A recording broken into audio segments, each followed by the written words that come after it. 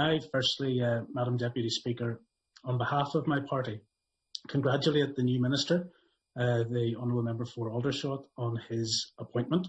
I know him well. We have served together on the Defence Select Committee, and I know he will be a true champion for veterans.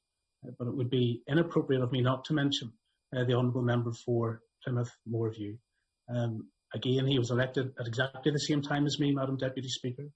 I immediately followed him in our maiden speech. We served together on the Defence Select Committee, and I don't think anyone in this House would question his passion or commitment for veterans.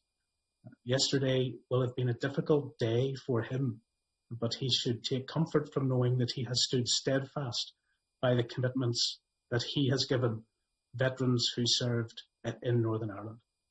And so I was interested to hear the Minister at the start of proceedings this afternoon indicate that he is aware that the Northern Ireland Office will bring forward a bill that offers equivalent protection for veterans who served in Northern Ireland.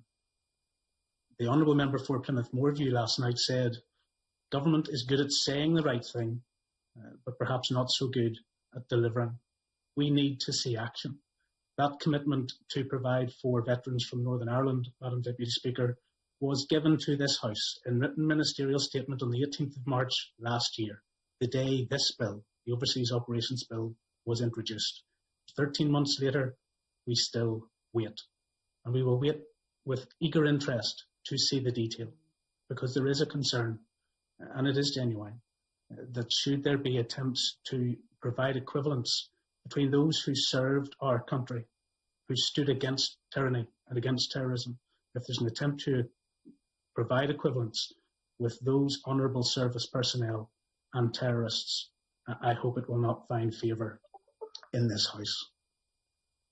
Turning to the amendments that are before us, Madam Deputy Speaker, can I thank the Government for the movement that they have given in light of Lord's Amendment 1. We will support Lord's Amendment 1.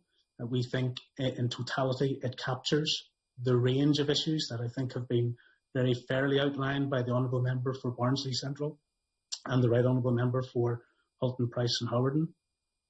It is important that we ensure there is no suggestion, no comfort given, or no cause for concern that our armed forces personnel would be engaged in activities such as torture, crimes against humanity, or war crimes, genocide. And that's where I differ with the Government, and I do hope that they reflect honourably on the fears around war crimes particularly. And having moved on the other three issues, I would ask that the Government similarly move on the issue of war crimes as well. My colleagues would be keen, and I would ask the Minister, in summing up, to reflect again on the comments he made around Lord's Amendment 5. A duty of care on legal, pastoral and mental well-being is not something that government should fear.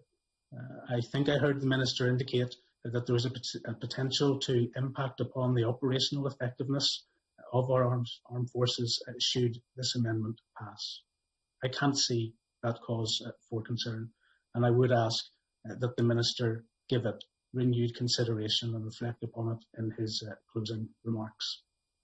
On the other Lord's amendments, Madam Deputy Speaker, on 2, 3, 6, 7 and 8, we will support the Government on those. We have welcomed this bill. We do recognise the need for it. We want to see an end to vexatious prosecutions. And in supporting some of the amendments and in asking Government to go a little farther, we will keenly work with the new Minister as he embarks on his role, not only on the concluding stages of this bill, but on honouring the commitments that he and his colleagues made in their manifesto commitment and to this House on protecting veterans from Northern Ireland. Thank you, Madam Deputy Speaker.